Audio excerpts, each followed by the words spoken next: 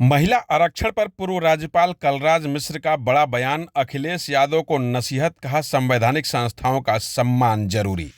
गाजीपुर में पूर्व राज्यपाल कलराज मिश्र ने महिला आरक्षण और देश की संवैधानिक संस्थाओं को लेकर बड़ा बयान दिया है। एक कार्यक्रम में पहुंचे कलराज मिश्र ने लोकसभा और विधानसभाओं में महिलाओं को 33% आरक्षण देने के समर्थन करते हुए कहा कि इससे महिलाओं में आत्मविश्वास और सशक्तिकरण की भावना बढ़ेगी।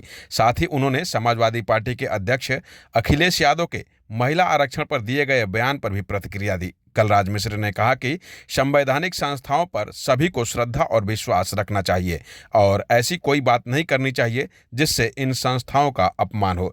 दरअसल गाजीपुर में आयोजित एक संस्था के कार्यक्रम में शिरकत करने पहुंचे पूर्व राज्यपाल कलराज मिश्र को संस्था की ओर से गाजीपुर गौरव सम्मान से सम्मानित किया गया।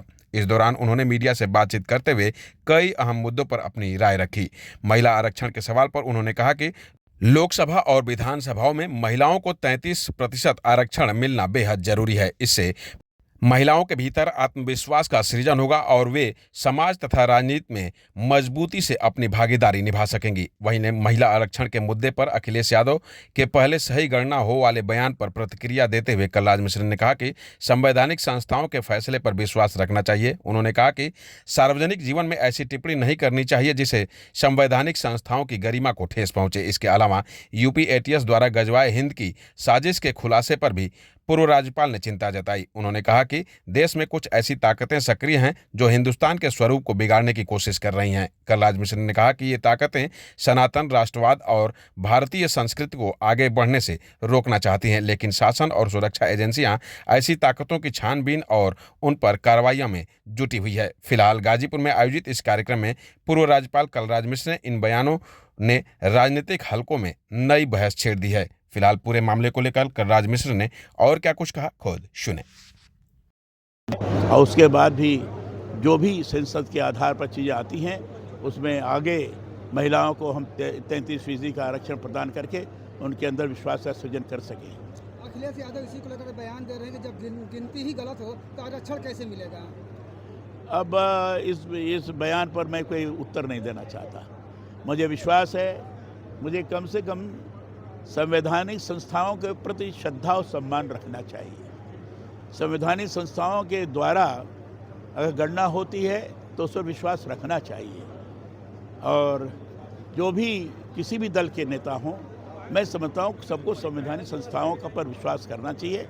ऐसी बात नहीं बोलनी चाहिए जिसमें संवैधानिक संस्थाओं का अपमान हो। सीएम योगी ने कल बयान दिया है कि अब हम नए भारत की ओर देख रहे हैं और फिल्मों में पहले जो डकैतों का चरित्र बखाना जाता था अब उसको दुत्कारा जा रहा है। उन्होंने बड़ा विचार व्यक्त किया है, जिस तरह से काम कर रहे हैं उसको उन्होंने बताया है। अभी मेरठ में जो है एटीएस ने खुलासा किया है, कुछ लोग जो है हिंदुस्तान को गजवाए हिंद बनाने की राह पर चले थे, बहुत सारे लोगों को इसमें मामले में पकड़ा भी गया है। ये बात सही है कि ऐसी ताकतें हिंदुस्तान में सक्रिय हैं जो हिंदुस्तान के बढ़ते हुए स्वरूप को बिगाड़ने में कामयाब हों। ये सक्रियता तो ऐसी ताकतें हैं। आपने देखा होगा डॉक्टर के रूप में जिस तरीके से आतंकवादियों को लोगों ने प्रोत्साहित किया था और ये मेडिकल इंस्टीट्यूशन में इस तरह की चीज़ हो रही थी।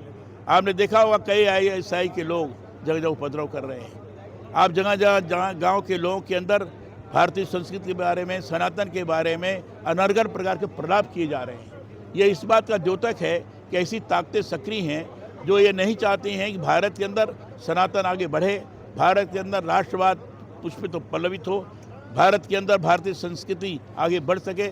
ऐसे कुछ लोग नहीं देखना चाहते हैं। ऐसे लोग सक्रिय होकर इस प्रकार का अनर्गल चीज़ें कर रहे हैं और ये जो आपने पूछा है उसी का एक अंग है और मुझे प्रसन्नता है शासन के आधार पर ऐसे लोगों की छानबीन की जा रही है और ऐसे लोगों को पकड़ा जा रहा है। तो मेरठ में यही चीज़ की गई है। सर, एक अंतिम सवाल है कि पाकिस्तान के रक्षा मंत्री ख्वाजा आसिफ ने धमकी दिया है कि भारत ने कुछ भी किया तो वो कोलकाता पर हमला करेंगे।